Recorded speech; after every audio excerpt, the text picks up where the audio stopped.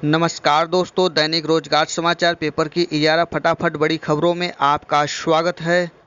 11 प्रमुख खबरों को देखने से पहले आपसे गुजारिश है कि देव एकेडमी को सब्सक्राइब जरूर करिएगा।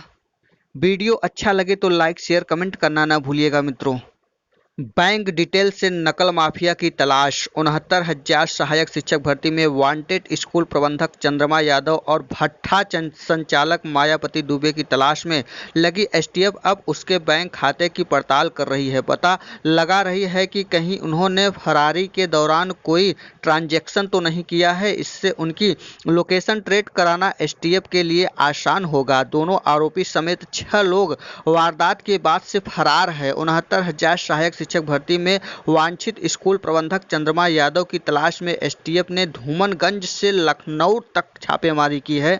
मोबाइल ऑफ होने के कारण सर्विस लाइंस से भी उसकी लोकेशन ट्रेस नहीं हो पाई। एसटीएफ को शक है कि उसने कहीं शरण ली है। ऐसे में उनकी एसटीएफ कार्ड व बैंक स्टेटमेंट की मदद से जांच की जा रही है। फरारी के वक्त तक उनके बैंक खाते से कहीं कोई इंजेक्शन तो नहीं किया जा गया है, क्योंकि फरारी के दौरान भी उसे पैसे की ज़रूरत होगी और पैसे के लिए वह किसी न किसी से ज़रूर संपर्क करेगा। इसलिए एक एंगल पर भी नज़र रखी है। इसी तरह भदोही के मायापति दुबे पर भी नज़र रखी जा रही है। लोक सेवा आयोग की पीसीएस 2018 मुख्य परीक्षा में सफल अभ्यर्थियों का इंटरव्यू सदस्यों की कमी के कारण प्रभावित हो सकता है। आयोग इस समय मात्र 2 सदस्यों ही बचे हैं। इंटरव्यू के लिए बोर्ड का गठन सदस्यों की अध्यक्षता में ही किया जाता है। हालांकि जुलाई के पहले सप्ताह तक शासन स्तर से आयोग के नए सदस्यों की तैनाती की उम्मीद जताई जा रही है। आयोग के अध्यक्ष के अलावा 8 सदस्य होते हैं। सेवानिवृत्ति और कार्यकाल समाप्त होने के कारण इस माह की शुरुआत तक 4 सदस्य की बचे हैं। इस 4 में से भी 2 सदस्य इस माह सेवानिवृत्त हो चुके हैं, लिहाजा अब सिर्फ 2 सदस्य ही बचे हैं। ऐसे में अगर आयोग इंटरव्यू शुरू कराता है तो कुल 3 इंटरव्यू बोर्ड ही बन सकेंगे, जो बोर्ड सदस्य और एक अध्यक्ष की अध्यक्षता में बनेगा। 23 जून को घोषित पीसीएस 2018 मेंस के परिणाम में डिप्टी कलेक्टर और डिप्टी एसपी समेत 984 पदों के लिए 2,669 अभ्यर्थी इंटरव्यू के लिए सफल किए गए हैं। अगर आयोग को नए सदस्य नहीं मिलते हैं और 3 बोर्ड से ही इंटरव्यू कराना पड़ता है तो इसमें काफ़ी वक्त लग जाएगा और संभव है कि 25 अगस्त से प्रस्तावित पीसीएस 2019 मेंस से पूर्व पीसीएस 2018 का अंतिम परिणाम घोषित न हो सके। अगर 6 नए सदस्य मिल जाते हैं तो अगली महीने शुरू कर 1 माह में इंटरव्यू पूरा कर 25 अगस्त से पूर्व पीसीएस 2018 का अंतिम परिणाम घोषित हो सकता है। सदस्यों की कमी की वजह से आयोग ने 23 जून को परिणाम घोषित के वक्त इंटरव्यू की तिथि घोषित नहीं की थी। आमतौर पर मुख्य परीक्षा के परिणाम के साथ ही इंटरव्यू की तिथि घोषित कर दी जाती है। इंटरव्यू का कार्यकाल बाद में जारी किया जाता है। सूत्रों के मुताबिक आयोग की ओर से शासन को वस्तु स्थिति के अवगत कराया जा चुका है। जुलाई के पहले सप्ताह तक नए सदस्य मिल जाएंगे।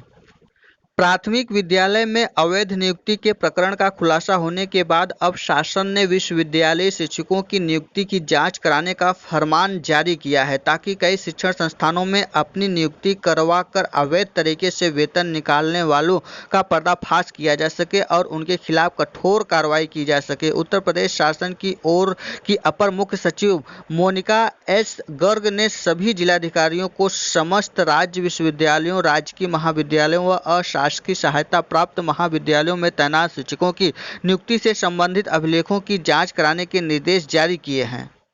जिला स्तरीय 3 कमेटियां करेंगी शिक्षकों की जांच। जिला स्तर पर 3 तरह की समितियों को बनाने के निर्देश दिए गए हैं। एक समिति एडीएम की अध्यक्षता में बनेगी। इसके एसएसपी व क्षेत्रीय उच्च शिक्षा अधिकारी नामित सदस्य होंगे। इस समिति के पर्यवेक्षक में स्थानीय जांच के लिए उप समितियों का गठन किया गया।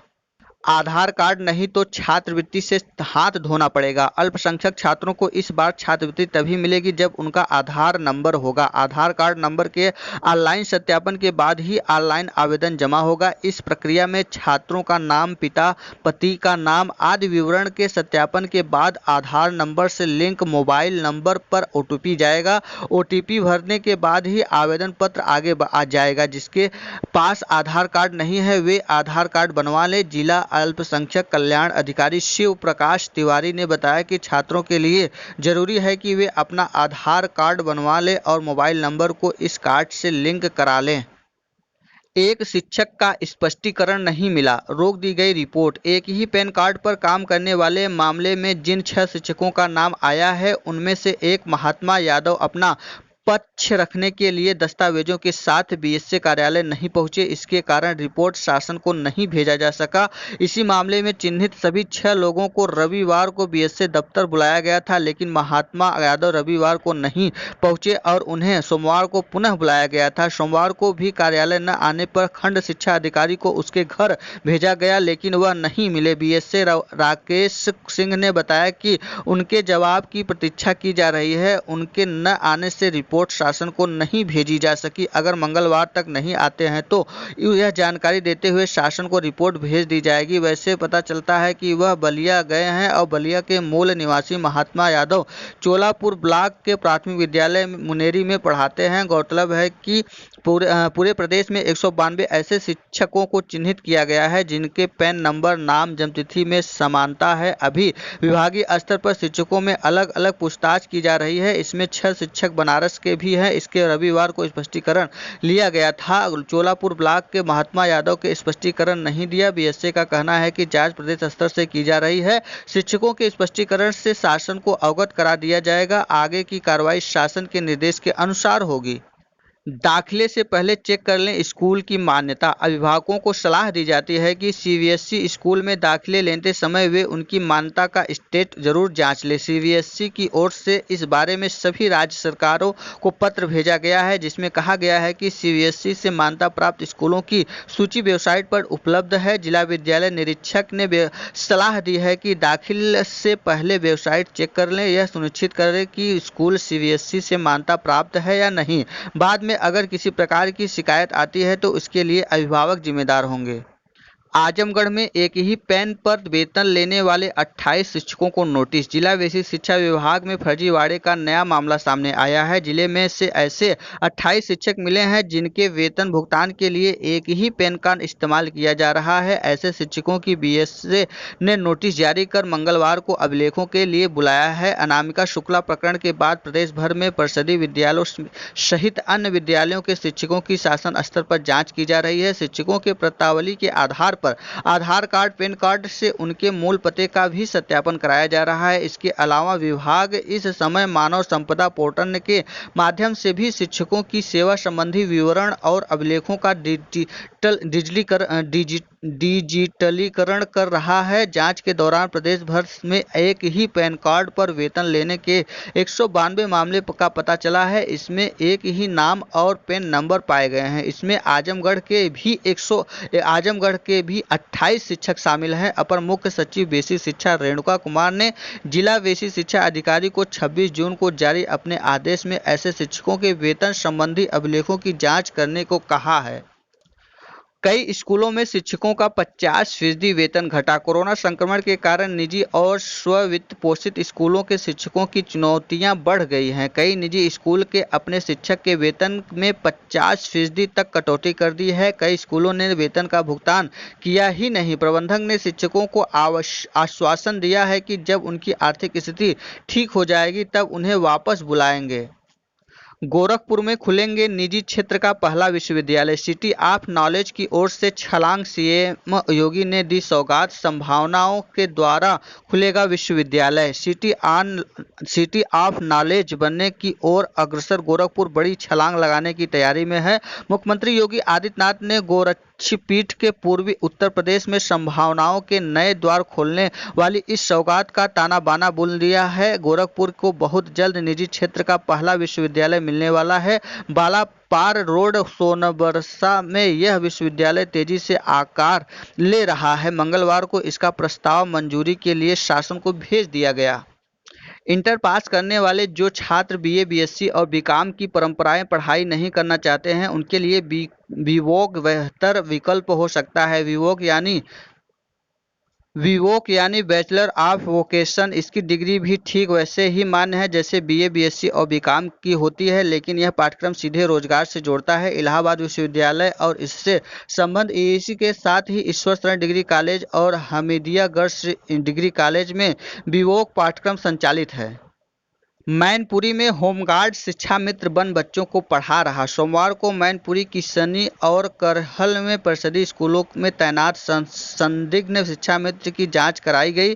बीएसए ने निर्देश पर यह शिक्षा मित्र अपने शैक्षिक अभिलेखों लेकर बीएसए कार्यालय पहुंचे, जहां उनके अभिलेखों का सत्यापन कराया गया। शिकायत हुई है कि एक शिक्षा मित्र होमगार्ड भी है और शिक्षा मित्र भी बना हुआ है। एक शिक्षा मित्र के भाभी के शैक्षिक प्रमाण पत्रों पर शिक्षा मित्र बनने का आरोप लगाया गया है। बीएसए का कहना है कि जांच चल रही है, जल्द ही शिक्षा मित्र की स्थिति पर फैसला होगा। सोमवार के बीएसए कार्यालय में संदिग्ध शिक्षा मित्र के अभिलेखों की पड़ताल कराई गई। किशोरी विकासखंड के प्राथमिक विद्यालय मदनानपुर गपचरिया पर तैनात शिक्षा मित्र श्याम कुमार की शिकायत की गई कि वह शिक्षा मित्र भी है और होमगार्ड की नौकरी भी करता है। करहल ब्लॉक के प्राथमिक विद्यालय शंकरपुर में तैनात महिला शिक्षा मित्र कंचन लता पर आरोप है कि वह अपनी भाभी के प्रमाण पत्रों के सहारे शिक्षा मित्र बनी है। वहीं मैनपुरी ब्लॉक के असोली पाठशाला पर तैनात महिला शिक्षा मित्र की शैक्षिक योग्यता पर सवाल उठाए गए हैं। विश्वविद्यालय की परीक्षाएं रद्द होंगी, छात्र पदोन्नति होंगे। मुख्यमंत्री योगी आदित्यनाथ की अध्यक्षता में सोमवार को हुई बैठक में राज्य विश्वविद्यालयों की परीक्षाओं से संबंधित कमेटी की रिपोर्ट पर विचार किया गया। कमेटी ने परीक्षाएं निरस्त कर विद्यार्थियों को अगली कक्षाओं में प्रोन्नत करने की सिफारिश की है। माना जा रहा है कि सरकार कमेटी की रिपोर्ट से सहमत है, लेकिन इस पर अंतिम फैसला 2 जुलाई को लिया जाएगा। उप मुख्यमंत्री डॉक्टर दिनेश शर्मा ने कहा कि 1 जुलाई को जारी होने वाले केंद्रीय मानव संसाधन विकास मंत्रालय की गाइडलाइन देखने के बाद 2 जुलाई को फैसला लिया जाएगा। चौधरी चरण सिंह विश्वविद्यालय मेरठ के कुलपति प्रोफेसर ए.के. तनेजा की अध्यक्षता में गठित कमेटी की बैठक में बेसिक शिक्षा परिषद के स्कूल 1 जुलाई से खोलने पर सहमति जताई गई। प्राथमिक विद्यालय को 1 जुलाई से स्कूल जाना होगा, पर बच्चे स्कूल नहीं जाएंगे। दिव्यांग व गर्भवती महिलाएं शिक्षकों को राहत देने का सुझाव भी दिया गया। कमेटी का सुझाव प्रोन्नत करने का फार्मूला। शासन ने राज्य विश्वविद्यालयों की परीक्षाएं कराने के संबंध में 3 दिन के अंदर संस्तुतियां देने के लिए 4 सदस्यीय कमेटी का गठन किया गया था। सोमवार को कमेटी के अध्यक्ष प्रोफेसर तनेजा ने उच्च शिक्षा विभाग की अपनी रिपोर्ट सौंप दी। सूत्रों के अनुसार कमेटी ने छात्रों को अगली कक्षा में पदोन्नत करने के लिए अलग अलग मॉडल सुझाए हैं। अब शासन को तय करना है कि किस मॉडल को अपनाया जाए। देश की पहली हार्टिकल्चर यूनिवर्सिटी यूपी में खुलेगा। प्रदेश में शीघ्र ही देश का पहला उद्यानिक विश्वविद्यालय हार्टिकल्चर यूनिवर्सिटी खुलने जा रहा है। यह विशेष प्रकार का विश्वविद्यालय होगा, जहां केवल फल, सब्जी एवं फूलों से संबंधित शिक्षा एवं शोध के कार्य होंगे। बाद में इसमें खाद्य प्रसंस्करण को भी जोड़ने की योजना है। नया विश्वविद्यालय फल, सब्जी एवं फूलों के उत्पादन एवं उत्पादकता में वृद्धि के लिए नई किस्में विकसित करेगा। साथ ही फल, सब्जियों व फूलों के अधिक से अधिक समय तक ताजे एवं प्रयोग के लायक बनाने का भी कार्य करेगा। शिक्षकों का सेवा विवरण अपलोड करने का निर्देश। प्रदेश के बेसिक शिक्षा निदेशक डॉक्टर सर्वेश्वर विक्रम बहादुर सिंह ने सभी जिला बेसिक अधिकारियों को विभागीय अधिकारियों, शिक्षकों एवं कर्मियों को सेवा विवरण ऑनलाइन अपलोड कराने के निर्देश दिए हैं। उन्होंने कहा है कि सभी शिक्षकों को ब्लॉक स्तर पर उपस्थित होकर अथवा स्वयं लॉगिन कर अपना सेवा विवरण चेक कराकर कोई त्रुटि होने पर उनको ठीक कराने के निर्देश दिए गए थे। उत्तर प्रदेश सम्मिलित राज्य प्रवर अधीनस्थ सेवा सामान्य चयन दिव्यांगजन बैकलॉग विशेष चयन मुख्य परीक्षा 2018 में प्रधानाचार्य पद हेतु सफल घोषित ऐसे अभ्यर्थियों जिन्होंने अनुभव प्रमाण पत्र मुख्य परीक्षा के आवेदन पत्र के साथ संलग्न कर प्रस्तुत किए थे, किंतु संयुक्त निदेशक शिक्षा द्वारा प्रतिष्ठापित नहीं है, जो को एजेंट द्वारा सूचित किया जाता है कि वे निर्धारित प्रारूप पर संयुक्त निदेशक शिक्षा जेडी के द्वारा प्रति हस्ताक्षरित अनुभव प्रमाण पत्र साक्षात्कार के समय अवश्य उपलब्ध कराएं, अन्यथा प्रधानाचार्य पद हेतु उनका दावा स्वीकार नहीं किया जाएगा। ऐसे अभ्यर्थियों के अनुक्रमांक एवं संबंधित अनुभव प्रमाण पत्र का प्रारूप आयोग की वेबसाइट पर उपलब्ध है। उत्तर प्रदेश मेट्रो में नौकरी के नाम पर फिर ठगी के प्रयास का मामला सामने आया है। इस बार सीनियर इंजीनियरिंग जैसे पदों पर भर्ती का विज्ञापन दिया गया है। परीक्षा कराने के नाम पर ईमेल से 80,000 रुपये की मांग की गई। यूपी यूपीएमआरसी को फिर कुछ जालसाजों ने गतिविधियों की जानकारी मिली है, जो संस्था के नाम पर फर्जी भर्तियों के विज्ञापन के जरिए उम्मीदवारों से ठगी की कोशिश कर रहे हैं। पहले भी लोगों को नियुक्ति से जुड़े फर्जी दस्तावेजों के माध्यम से ठगी के कई मामले यूपीएमआरसी ने पकड़े हैं। फर्जी ईमेल से उत्तर प्रदेश मेट्रो में सीनियर एचआर एग्जीक्यूटिव होने का झूठा दावा किया गया है। ईमेल से 80,000 रुपये की मांग की गई। ईमेल में कंपनी के नाम के आगे जो मोबाइल नंबर लिखा गया है वह फर्जी है। लखनऊ विश्वविद्यालय के स्नातक और प्रास्नातक पाठ्यक्रमों में प्रवेश के लिए आवेदन की अंतिम तिथि मंगलवार को है। कोरोना संक्रमण को देखते हुए इसमें विस्तार का तैयार है। यह तिथि 15 से 20 जुलाई तक बढ़ाई जा सकती है। कोरोना को देखते हुए प्राथमिक विद्यालय के शिक्षकों ने स्कूल को 2 महीने और बंद रखने की मांग मुख्यमंत्री से की है। शिक्षकों का कहना है कि न तो बच्चों से सैनिटाइजेशन हुआ और न साफ सफाई, ऐसे में संक्रमण का खतरा बढ़ जाएगा। प्राथमिक शिक्षक प्रशिक्षित स्नातक एसोसिएशन से जुड़े शिक्षकों ने स्कूल बंद करने के लिए बड़ी संख्या में पत्र मुख्यमंत्री को भेजे हैं। प्रांतीय अध्यक्ष विनय कुमार सिंह ने बताया कि 1 जुलाई से शिक्षकों व कर्मचारियों को विभागीय कार्यों के लिए स्कूल बुलाया है, जबकि कई शिक्षक कोरोना पॉजिटिव मिल चुके हैं। राजकीय इंटर कॉलेज में पढ़ने वाले छात्र रोजाना ऑनलाइन कक्षाएं चलने का इंतजार करते हैं, लेकिन शिक्षक पढ़ा नहीं पा रहे हैं क्योंकि उनकी ड्यूटी शहर के हॉटस्पॉट इलाके में लगाई गई है। लिहाजा राजकीय कॉलेजों के बच्चों की कई विषयों की ऑनलाइन कक्षाएं ठप हैं। डीआईओएस डॉक्टर मुकेश कुमार सिंह का कहना है कि जिला प्रशासन ने शिक्षकों की ड्यूटी हॉटस्पॉट इलाके में लगाई है। ड्यूटी के साथ ही बच्चों की पढ़ाई जारी रखे, इस विकल्प की तलाश जा रहा है। जिले में 52 राजकीय हाई स्कूल व इंटरमीडिएट कॉलेज हैं। इसमें 500 से अधिक शिक्षक शिक्षिकाएं तैनात हैं। इसमें से 250 से अधिक शिक्षकों की ड्यूटी शहर के 100 से अधिक हॉटस्पॉट इलाके में है, जिसके चलते कई विषयों की ऑनलाइन कक्षाएं नहीं चल पा रही हैं। केंद्र सरकार ने अटॉर्नी जनरल के वेणुगोपालन का कार्यकाल 1 साल बढ़ा दिया है। उनका 3 साल का कार्यकाल मंगलवार को खत्म हो रहा था। एक अधिसूचना में कहा गया है कि राष्ट्रपति के वरिष्ठ अधिवक्ता के वेणुगोपालन को 1 साल के लिए दोबारा अटॉर्नी जनरल नियुक्त किया गया है। इलाहाबाद विश्वविद्यालय और संबद्ध कॉलेजों में नए शैक्षिक सत्र में प्रवेश लेने वाले छात्रों के लिए राहत की खबर है। जिन छात्रों ने कोरोना के समय किन्हीं कारणों से अब तक आवेदन नहीं कर सके हैं, अब वे भी 30 जून के बाद भी ऑनलाइन आवेदन कर सकेंगे। इलाहाबाद विश्वविद्यालय प्रशासन ने आवेदन की तिथि 30 जून से बढ़ाकर 15 जुलाई कर दी गई है। यह निर्णय सोमवार को प्रवेश भवन व प्रवेश प्रकोष्ठ के निदेशक प्रोफेसर प्रशांत अग्रवाल की अध्यक्षता की बैठक में लिया गया है। इसके साथ ही जुलाई के पहले सप्ताह में संयुक्त शोध प्रवेश परीक्षा के लिए आवेदन शुरू होने की चर्चा हुई है। निजी क्षेत्रों में प्रवासी मजदूरों के लिए खुली रोजगार की राह। नैनी की इकाई ने तकनीकी मजदूरों के लिए साक्षात्कार 150 मजदूरों में से चुने 2 दर्जन मजदूरों को की है जरूरत। गाजीपुर में 2755 स्कूल कल से अनलॉक चलेंगे ऑनलाइन क्लास। कोरोना के खतरे के बीच 1 जुलाई से गाजीपुर के 2755 परिषदीय विद्यालयों को अनलॉक किया जाएगा। इन सभी परिषदीय स्कूलों में पठन पाठन अभी नहीं होगा, केवल शिक्षकों की मौजूदगी होगी। शिक्षकों और प्रधानाध्यापकों को स्कूल में बैठकर बच्चों की ऑनलाइन क्लास लेने की कवायद के साथ दर्जन भर काम करने होंगे। वैसे शिक्षा विभाग शिक्षकों की जुलाई महीने का एजेंडा जारी कर दिया है और बीएससी उनके अनुपालन में जुटेंगे। सुबह और दोपहर की पाली में अध्यापकों को रोस्टर के अनुसार उपस्थित रहना होगा। यूपी बोर्ड के हाई स्कूल और इंटर परीक्षा की कॉपियों के स्क्रूटनी के लिए आवेदन की अंतिम तिथि 22 जुलाई निर्धारित की गई है। स्क्रूटनी के लिए ऑनलाइन आवेदन की स्वीकृति किए जाएंगे। आवेदन फॉर्म यूपी बोर्ड की वेबसाइट पर अपलोड है। आवेदन के बाद डाउनलोड प्रतिशुल्क रसीद रजिस्टर्ड डाक से बोर्ड कार्यालय भेजने हैं। हाथों हाथ कोई आवेदन स्वीकार नहीं किया जाएगा। चीन के टिकटॉक समेत 59 मोबाइल ऐप पर रोक लगी। कड़ा फैसला, सरकार ने प्रतिबंध लगाया, सुरक्षा के लिए गंभीर खतरा बताया। वास्तविक नियंत्रण रेखा एलएसी पर जारी टकराव के बीच केंद्र सरकार ने सोमवार को चीन के प्रति कड़ा रुख अपनाते हुए टिकटॉक समेत 59 मोबाइल ऐप को प्रतिबंधित करने का फैसला लिया है। सरकार के इस फैसले को चीन को सख्त संदेश देने की दिशा में बड़ा कदम माना जा रहा है।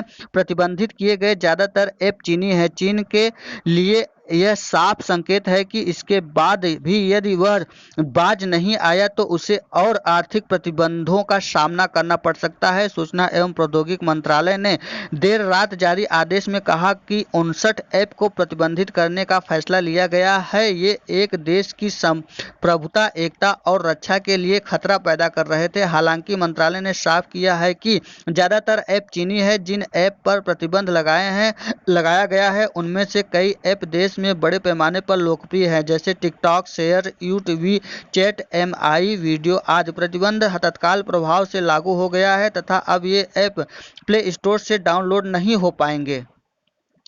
न मेट्रो चलेंगी, न स्कूल कॉलेज खुलेंगे। केंद्र सरकार ने 1 जुलाई से शुरू होने वाले अनलॉक 2 की गाइडलाइन सोमवार को जारी कर दी है। इसके तहत मेट्रो, स्कूल, कॉलेज, कोचिंग और अन्य शैक्षिक संस्थानों को 31 जुलाई तक बंद रखने का फैसला किया है। रात 10 से सुबह 5 बजे तक कर्फ्यू। गृह मंत्रालय ने दिशा निर्देश के 31 जुलाई तक कंटेनमेंट जोन के लॉकडाउन सख्ती से लागू करने का फैसला लिया गया है। हालांकि केंद्र सरकार की ओर से कर्फ्यू का वक्त 9 बजे की जगह रात 10 बजे से सुबह 5 बजे तक कर दिया गया है। सरकार ने 30 मई को जब अनलॉक के 1, 2 और 3 के चरणों की घोषणा की थी तब शैक्षिक संस्थानों पर कहा गया था कि राज्यों में विचार विमर्श कर इन्हें खोला जाएगा। राज्यों से वार्ता के बाद इन्हें अभी बंद रखने का निर्णय लिया हुआ है। हालांकि केंद्र और राज्यों के प्रशिक्षण संस्थान 15 जुलाई से खुलेंगे। सोशल डिस्टेंसिंग के पालन के साथ एक दुकान में 5 लोग मौजूद रह सकते हैं। सार्वजनिक स्थानों में फेस मास्क पहनना